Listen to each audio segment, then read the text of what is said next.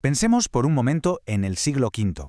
El Imperio Romano, se está viniendo abajo, y en el norte de África estalla una crisis humanitaria de proporciones épicas. Y justo ahí, en medio de todo ese caos, un hombre se convierte en un auténtico faro de esperanza.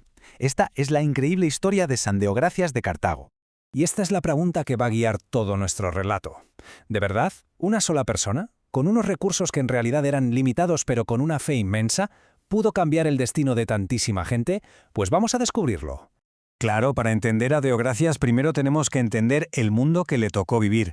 Un mundo, completamente sumido en el caos por la invasión de los vándalos, un pueblo que arrasó con todo en el norte de África. A ver, fijémonos bien en esta cronología. En el 439, los vándalos, con el temible Gensérico a la cabeza, toman Cartago. Pasan años de opresión y la ciudad se queda sin obispo durante, 14 años. No es hasta el 453 que Deogracias es nombrado, y apenas 2 años después, en el 455, llega el gran golpe, el saqueo de Roma, un evento que pondrá a prueba su fe de una manera que ni se imaginaba. Las crónicas de la época son demoledoras. Los vándalos, que además eran arrianos, o sea, seguían una doctrina considerada herética, no solo conquistaban, querían desmantelarlo todo, sobre todo la Iglesia católica. Su llegada fue literalmente un cataclismo. Y esto nos lleva a un dato que es brutal. 14 años. Durante 14 largos años, la importantísima ciudad de Cartago no tuvo obispo católico. Al anterior, a Quod Vulte Deus, Gensérico, lo había exiliado, lo metió en un barco a la deriva y lo echó al mar. La comunidad se quedó huérfana, sin nadie que la guiara en mitad de la tormenta. Pero ya se sabe, hasta en la noche más oscura puede aparecer una luz. Y para los fieles de Cartago esa luz tuvo un nombre: Deogracias. Su llegada fue un antes y un después para una comunidad que estaba totalmente desesperada. El nombramiento de Deogracias fue de todo menos normal. No fue una cosa interna de la Iglesia. Fue el resultado de una negociación al más alto nivel. El mismísimo emperador de Occidente, Valentiniano III, tuvo que suplicarle al rey vándalo Gensérico que, por favor, permitiera un nuevo obispo. Fue una concesión rarísima, un pequeño hilo de esperanza. Y claro, el hombre elegido no era cualquiera. Las fuentes lo dejan clarísimo, lo describen así: probo, limpio, sabio y santo. Deogracias no era solo un buen gestor, era un líder espiritual cuya virtud era evidente para todos. Era, sin más, el hombre que Cartago necesitaba en ese preciso instante. Pero la calma duró poco. Apenas 2 años después de llegar, Deogracias tuvo que enfrentarse a la prueba más dura de su vida. Un desafío que iba a definir su legado para siempre: las terribles consecuencias del saqueo de Roma. Tratemos de imaginar la escena. Gensérico y su ejército arrasan Roma durante 14 días, y luego vuelven a Cartago, pero no solo con oro y joyas, sino con barcos a rebosar de miles de prisioneros romanos. Su destino: ser vendidos como esclavos. Una crisis humanitaria sin precedentes acaba de desembarcar en su ciudad. Y esto no era una cuestión de cifras, era un drama humano con miles de rostros, familias enteras destrozadas por la codicia, maridos separados de sus mujeres, padres de sus hijos, repartidos al azar entre los vencedores. El dolor tuvo que ser inimaginable.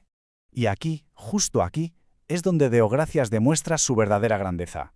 Su respuesta fue inmediata, radical y se organizó en 3 pasos. Primero, rescatar. Sin dudarlo un segundo, vendió todos los objetos de valor de las iglesias: cálices, patenas, ornamentos, todo. Para él, la vida de una persona valía más que todo el oro del mundo. Segundo, acoger. Transformó 2 iglesias enormes en hospitales y refugios improvisados. Y tercero, y lo más importante, cuidar. Porque no se quedó dando órdenes, no, se implicó él mismo. Esta frase de las crónicas lo resume todo a la perfección. Deogracias estaba allí, en primera línea, con los enfermos, con los débiles, curando, consolando, alimentando con sus propias manos. No era un príncipe de la iglesia encerrado en su palacio, era un padre en medio del sufrimiento de sus hijos. Tanta entrega, claro, no pasó desapercibida, pero también tuvo un coste muy alto. Vamos a ver cómo esta vida, entregada por completo a los demás, dejó una huella que perdura hasta hoy. Su tiempo como obispo fue cortísimo, poco más de 3 años. Murió en el 457, literalmente agotado, consumido por el esfuerzo. Se entregó hasta la última gota de energía. Una vida breve, sí, pero de una fecundidad inmensa. Y fijaos en este detalle que es alucinante. El pueblo de Cartago lo quería tantísimo que cuando murió tuvieron que enterrarlo a escondidas. ¿Por qué? Pues por miedo a que la gente, en su devoción, intentara llevarse trozos de su cuerpo como reliquias. Es un testimonio increíble del impacto que tuvo en tan poco tiempo. La historia de Deogracias no es solo un cuento del pasado, es una lección poderosísima sobre lo que significa vivir la fe de verdad, hasta el final, y nos invita a una reflexión muy sencilla pero muy profunda. La clave de todo es la compasión. Ante una crisis tan bestial, lo fácil es ver un problema que hay que gestionar. Pero Deogracias no vio un problema. Vio rostros, vio personas, vio el sufrimiento de hermanos. Su respuesta no fue burocrática, fue humana. En cada cautivo vio a Cristo. Y claro, esa compasión le llevó de cabeza al sacrificio.